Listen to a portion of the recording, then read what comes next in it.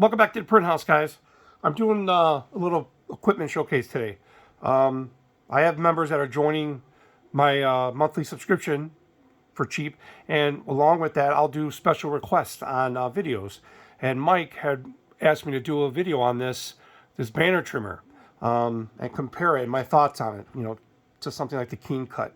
And throughout the past year, I've gotten questions about this trimmer every so often, and never really got a chance to detail it and respond in details about it. But I'll just do a video today. I'm going to try to keep it short as possible. But if you do banners or even cut a lot of media, it really does save you a lot of time. I'm not going to do a full cutting video on it, but I'm going to explain it, and I'm going to explain what I do like and maybe not really dislike, but works with my table. So as you can see, this is the 71 inch, okay? And the link is in the description too. So the way these work is with pressure. So you just throw your media down on it and you slice away. Now, if you don't have a perfectly straight table, you're gonna have this issue. See, my table's not straight. So when you're cutting, you put pressure down, and that it's got the safety area back here anyways to hold it. So once you hold it down, and if your table's crooked, it'll stop. So, and also this is a palm cutter. So you run your palm to cut. And it uses, what I like about it, I'll tell you what I really like about it, it just, with a lot of them, they use standard blades that you get in your box cutters.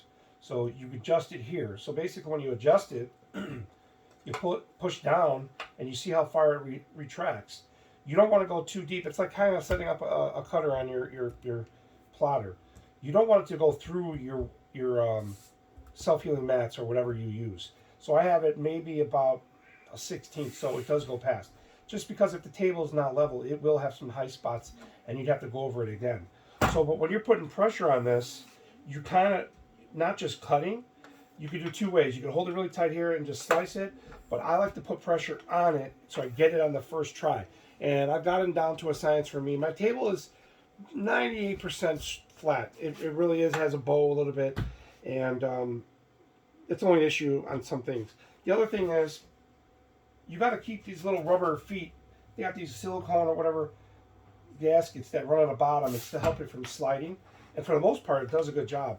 But if you're in a dusty environment, like I have a CNC writer, and I do get dust sometimes, it wouldn't hurt to just take some water and just wipe these little rubber strips off once in a while, and that'll help it from sliding. Because also what I've noticed, when my table is not flat on the certain areas, it will move because those are dirty. So that's the only thing different. Now, the Keen Cut is obviously a step up from this because it has an open closed area where it clamps down, per se, on the media or the banner.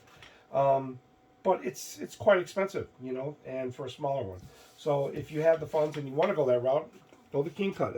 It's definitely a nice little trimmer. But if you want to save a little bit of money and you're just starting out and you want to get a grommet press and you want to get everything to go with making banners, this will allow you to free up some funds so you can get one. If I were to do it again, well, my table's only 8 foot. That's why I went with the 71. But I would probably go with the 99. I believe it's 98 or 99 for the next step up. I would do that one. Only because if I ever get an 8 foot banner, this won't obviously reach the length of the banner. Most of my banners are 4 or 5 foot wide, so I don't worry. And if they're longer, I can use a ruler. I've been doing it over 15 years with a ruler, straight edge, so it's not a big deal for me. But by using this, if you use it and you're doing a lot of cuts, it's nice because you could just move and slide and cut, without using a ruler. So it is beneficial to have, especially for banners. And it's not expensive, but this slides really nice and smooth. This is the same blade, man. I don't even know how many cuts I got, but I think I'm going to change it. But this is the same blade I've used, probably made at least 40 banners on. So I'm going to change that, but it's really easy. Just take it off, pop it out, and you adjust it. No problem. See, here's a good example, because I was moving it while it was on without nothing. See this thing? It slides. This little silicone gasket.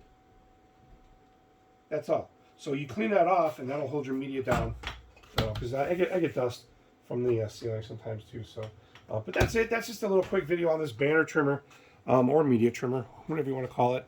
Let me go close up on closer, anyways, to show. Oops. See how it's got the blade here? You basically just push down, and then the blade just comes down and slides with the blade, the cut.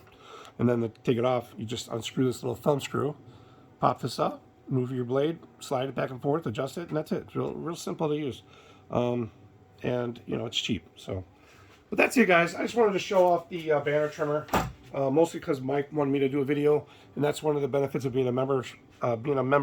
When you join my membership, is I'll do, you know, custom videos at request. So, like it, subscribe, hit that notification like the usual, guys. And if you want to join my channel and have requests also, do it. It's cheap, you know, and it helps me. It entices me to want to do things extra that I wouldn't normally do. So this is on the 70-inch banner trimmer. Link is in the description. Thanks for watching, guys.